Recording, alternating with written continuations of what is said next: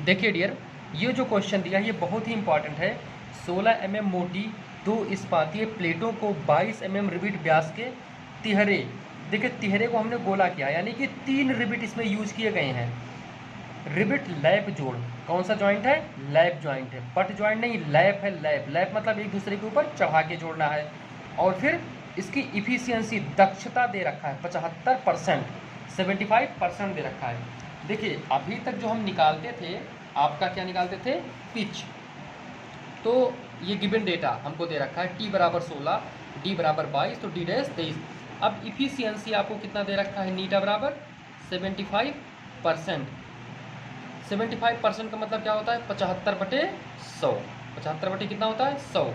और इसका मतलब हो जाएगा 0.75, ये आपको सबको पता होगा। अच्छा, तो अब हम क्या करें यहाँ पे, ध्यान रखिएगा आप। अब सबसे पहले इसको सॉल्व करते हैं। इससे पहले हम डायग्राम को देख लें। जैसे कह रहा है कि हम लैप जॉइंट तो है, लेकिन जैसे ये लैप जोड़ है, यहाँ से हम क्या करेंगे? इसको लैप करेंगे। क्यों? क्योंकि इसमें 3 रिबिट प्रोवाइड किए गए हैं। कितने रिबिट दिए? 3 रिबिट।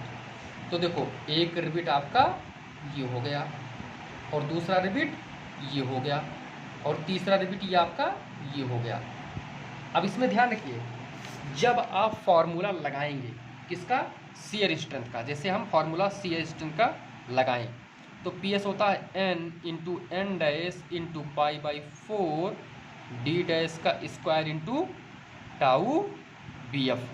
स्ट्रेसस आपको क्वेश्चन में दे रखे हैं, आप लोग देख लीजिएगा। उसमें हमने स्ट्रेसस यहाँ पे गिवन डेटा में नहीं लिखा है। तो यहाँ पर देखिए, नंबर ऑफ रिबिट कितना है? एन बराबर 1 2 3, 3 रिबिट है, तो एन बराबर हो गया 3, कॉमा। अब देखिए एन डैश, हमने आपको बताया है कि रिबिट जहाँ पर कटे, तो देखो यहीं पर कटेगा ना, तो ये क्या है? आपका शेयर है। तो नंबर ऑफ शेयर प्लेन इसमें कितने होंगे? 1। कितने होंगे? 1। ये मत कहना 1 2 3, जोड़ना मत। नंबर ऑफ शेयर प्लेन कितने होते हैं? 1। यानी कि एन डैश की वैल्यू इसमें कितनी होगी? 1 होगी। तो आपको पी एस की वैल्यू यहाँ रख देना है, 3 into 1 into pi by 4 into D dash का वैल्यू है 23.5 square into tau B F की वैल्यू आपको क्या दे रखा है? 100। यहाँ से आप शियर स्ट्रेंथ निकाल लोगे, कैलकुलेट कर लोगे। ओके डियर, तो जब आपका शियर स्ट्रेंथ कैलकुलेट हो जाएगा, फिर आप क्या कैलकुलेट करोगे? यहाँ से शियर स्ट्रेंथ की वैल्यू जो आपकी आ रही है वो 130.14 किलो न्यूटन, ये आपकी शियर स्ट्रेंथ की वैल्यू। अब आप पी बी निकाल लोगे ऐसे, तो पी बी का फॉर्मूला क्या होता है? N into D dash into T into sigma B. तो एन डैश की देखो, एन की वैल्यू कितनी है? 3, number of rivet 3 into 23.5 into 16 into sigma B की वैल्यू कितनी है? 300 आपको दे रखा है।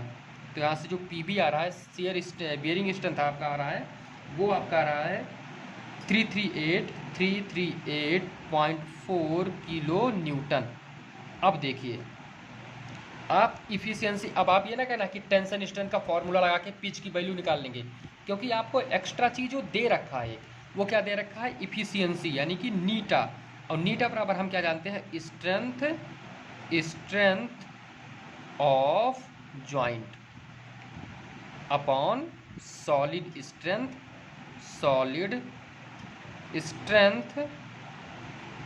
Of plate. ये सब हम पीछे पढ़ा चुके हैं आपको थ्योरी में। ओके, मतलब जॉइंट की सामर्थ्य और सॉलिड प्लेट की सामर्थ्य, ये सॉलिड प्लेट का सामर्थ्य बटे में। तो देखिए जॉइंट का सामर्थ्य क्या होता है? Minimum of P S comma P B comma, यहाँ पर पी टी भी होता है, लेकिन पी टी की वैल्यू हम नहीं निकाल पाए हैं, इसलिए पी टी हमें लिखने की आवश्यकता नहीं है। हम 2 ही वैल्यू लिखेंगे। बटे सॉलिड स्ट्रेंथ प्लेट का क्या होता है? P into T into sigma A T.